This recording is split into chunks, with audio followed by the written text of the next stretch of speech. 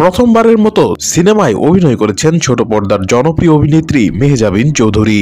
আগামী ২০ ডিসেম্বর প্রেক্ষাগৃহে মুক্তি পাচ্ছে এই তারকার প্রথম ছবি প্রিয় মালতী। সিনেমার মুক্তিকে কেন্দ্র করে বুধবার বিকেলে প্রচারণায় বের হন অভিনেত্রী, যে প্রচারণায় গিয়ে বিতর্কের মুখে পড়েছেন তিনি। এদিন বিকেলে টিএসসিতে হাজির হন মেহজাবিন। সেখানে বিভিন্ন দেয়ালে নিজ সিনেমার পোস্টার সাটিয়ে দেন তিনি। এক পর্যায়ে টিএসসির ডাসের দেয়ালে ২০১৬ সালে ধর্ষণের পর হত্যাকাণ্ডের শিকার সোহাগী জাহান তনুর গ্রাফিতির ওপর পোস্টার লাগাতে দেখা যায় মেহজাবিনকে, যে ঘটনায় চরম সমালোচনার মুখে পড়েন এই অভিনেত্রী। ঘটনার পরপরই বৈষম্য বিরোধী ছাত্র আন্দোলনের অন্যতম সমন্বয়ক রিফাত রশিদ এক ফেসবুক স্ট্যাটাসে মেহজাবিনকে দেশবাসীর কাছে ক্ষমা চাইতে বলেন, যেখানে তিনি লেখেন, আমার শহীদ বোন তনুকে চেনেন না মেহজাবিন? কার গ্রাফিতির ওপর নিজের ক্ষমাওয়ালা পোস্টার লাগাইছেন? চিনবেন কেমনে? আপনাকেও সকল কালচারাল পাড়ায় আমার বোনেরে নিয়ে কথা হয় কি?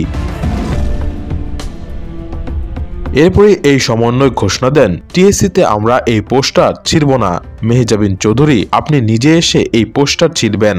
তার এই ঘোষণার কিছুক্ষণ পরে টিএসসিতে হাজির হয়ে নিজ হাতে টাসের দেয়ালে গ্রাফিতির ওপর সাটিয়ে দেওয়া প্রিয় মালতী সিনেমার পোস্টার তুলে ফেলেন মেহজাবিন।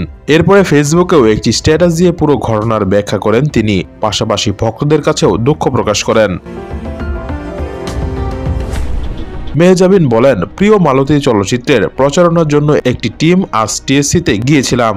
অনেক দর্শক আমাদের সঙ্গে যোগ দেন চলচ্চিত্রের প্রচারণায়। প্রচন্ড ভিড় ও অনিবার্য কারণবশত পোস্টারিং এর ক্যাম্পেইনটি দ্রুত শেষ করতে হয়। তনুর গ্রাফিতির ওপর পোস্টার লাগানোর ঘটনাটি অনাকাঙ্ক্ষিত ও ভুলবশত দাবি করে মেহজাবিন বলেন, ভুলবশত ও অনাকাঙ্ক্ষিত অব্যবস্থাপনায় একটি পোস্টার মরহুমা সোহাগী জাহান তনুর গ্রাফিতির উপরে লাগানো হয়ে যায়। আমরা সবাই জানি তনুর মর্মান্তিক ঘটনা ও তার হত্যার ন্যায় বিচারের জন্য চলমান লড়াইয়ের কথা।